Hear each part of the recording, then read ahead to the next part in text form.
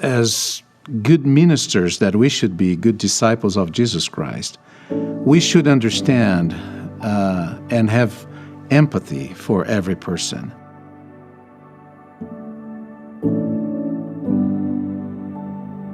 My parents, they came to the church when I was a little boy.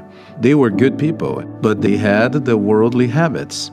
So my father drank, my father smoked, my father had other habits that came from the world, and my mother was a very religious person, but she also had different habits.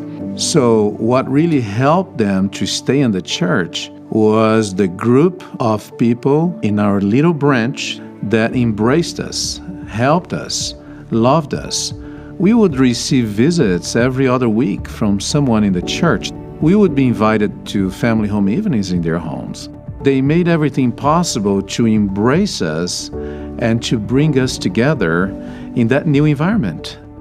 My parents stayed in the church because of those 3 or 4 families that were very nice with them. When we understand people and their conditions and their circumstances, we tend to act in love. We tend to embrace them according to their needs. This is all about ministry. You minister to people according to the circumstances they are living, and we have to understand their challenges and their difficulties. I believe diversity is very important. Every person has their own way of thinking, and we should respect that. They were raised on that culture, on that thinking. And people take some time to really realize that there are different ways, there are even better ways to live, and we should be patient. We should just love people and respect the way they think, the way they live, and embrace them. That's what the gospel of Jesus Christ is. We should never make any discrimination because the way you dress or because the way you think. We are all children of God.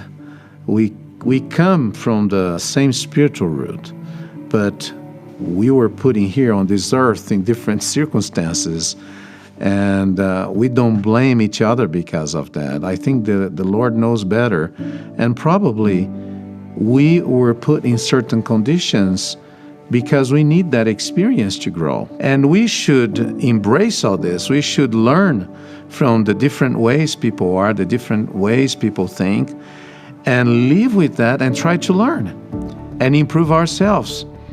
I think when we learn these differences, when we learn to live with these differences, we are more understanding. There is no stronger power in the world than the power of love, because when you give yourself to people, people feel the love of the Savior, because this is a Christ-like attribute. So when you express that in your actions, people will be feeling the love of the Savior. We need to be an instrument in that regard. This is not about us. This is not about me or about you. It is about what the Savior, Jesus Christ, wants to accomplish through our service. And that's why the Lord gave us the opportunity to serve. That's all about the calling in the church. That's all about service in the church. We just help people to feel Savior's love.